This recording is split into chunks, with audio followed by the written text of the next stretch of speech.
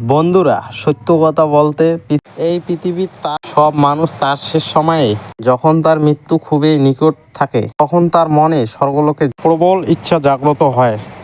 কিন্তু বন্ধুরা, আপনারা কি জানেন স্বর্গলোকে কি কি হয়ে থাকে? সেখানে জীবন কিভাবে থাকে, সেখানকার পরিবেশ কেমন থাকে এবং সেখানে যাওয়ার পর মানুষের অনুভব কেমন হয়? আজকের এই ভিডিওর মাধ্যমে স্বর্গলোকের চরিত্রর ব্যাপারে জানাতে চলেছি। সেই জন্য ভিডিওটি অবশ্যই শেষ পর্যন্ত দেখবেন। তো বন্ধুরা, শুরু করার আগে যারা এই আমার ইউটিউব চ্যানেলটি সাবস্ক্রাইব না করে থাকেন তারা অবশ্যই সাবস্ক্রাইব করে বেল আইকনটিও প্রেস করে রাখবেন। বন্ধুরা, এই রকম রহস্যময় ভিডিওগুলো সবার আগে দেখার জন্য সাবস্ক্রাইব করে পাশে থাকুন। পাপী আত্মা যখন তার শরীর ত্যাগ করে তখন তার আত্মাকে যমরাজের দুটি দূত কীভাবে নিতে আসে এবং তখন তার আত্মা নরকে কিভাবে পৌঁছান। আর বন্ধুরা, এই ভিডিওটি মিস করবেন না। বন্ধুরা, আজকে আমরা জানবো পুণ্য আত্মা কিভাবে স্বর্গে প্রবেশ করে। ভবিষ্যৎ পুরাণের অনুসারে এক পুণ্য আত্মাকে সবার আগে যমরাজের কাছে নিয়ে যাওয়া হয়। পুণ্য আত্মা উত্তম পর্যায়ে সুপূর্বকভাবে ধর্মরাজ বা যমরাজের দর্শন করেন। ভবিষ্যৎ পুরাণের অনুসারে যমরাজ ওই আত্মাকে আদর যত্ন করেন এবং বলেন, হে পরমাত্মা, তুমি খুবই ধন্য, তুমি অন্যকে উপকার করা ব্যক্তি, তুমি স্বর্গ সুখের জন্য অনেক পুণ্য করেছ, সেই জন্য এই উত্তম বিমানে চড়ে স্বর্গে প্রবেশ করো। তারপর পুণ্য আত্মা যখন স্বর্গে পৌঁছান তখন ওনাকে বিভিন্ন ধরনের বাদ্যযন্ত্র ধ্বনি দিয়ে স্বাগত করা হয়। বন্ধুরা, স্বর্গ খুবই এক সুন্দর স্থান যেখানে সব ধরনের সুযোগ সুবিধা উপলব্ধ রয়েছে। আপনাদের বলে দিই, স্বর্গে নিজের কর্ম দ্বারা প্রাপ্ত করা যায়। এখানে সবারই আলাদা আলাদা নিজেদের বিমান রয়েছে, সেই জন্য এখানকার আত্মারা সর্বদাই বিমানে চড়ে ঘুরে বেড়ান। যে ব্যক্তি তপস্যা, দান, মহান কর্ম করেননি কিংবা যে অসত্যবাদী, এমন আত্মারা স্বর্গে প্রবেশ করতে পারেন না। কিন্তু যে ব্যক্তি ধর্ম পালন, কর্তব্যশীল এবং দান পুণ্যের মতো কর্ম করেছেন, সেসব মানুষেরা স্বর্গে প্রবেশ করার যোগ্য।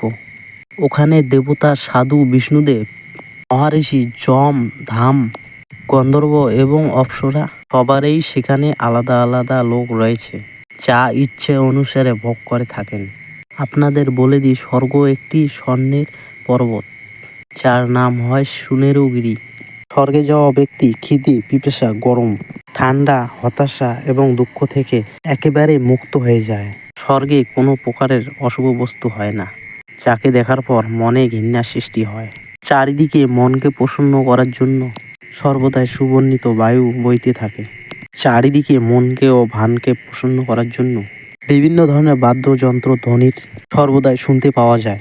আপনাদের বলে দিই, স্বর্গে নাতে কেউ কাঁদে, না কেউ বৃদ্ধ হয়ে যায়, না তো কেউ হাঁপিয়ে পড়ে যায়। স্বর্গে কেবলমাত্র যুবক শরীরে থাকে। ওই শরীর কখনোই বৃদ্ধ হয় না এবং উনি কখনোই দুঃখী হন না, সর্বদাই খুশি থাকে।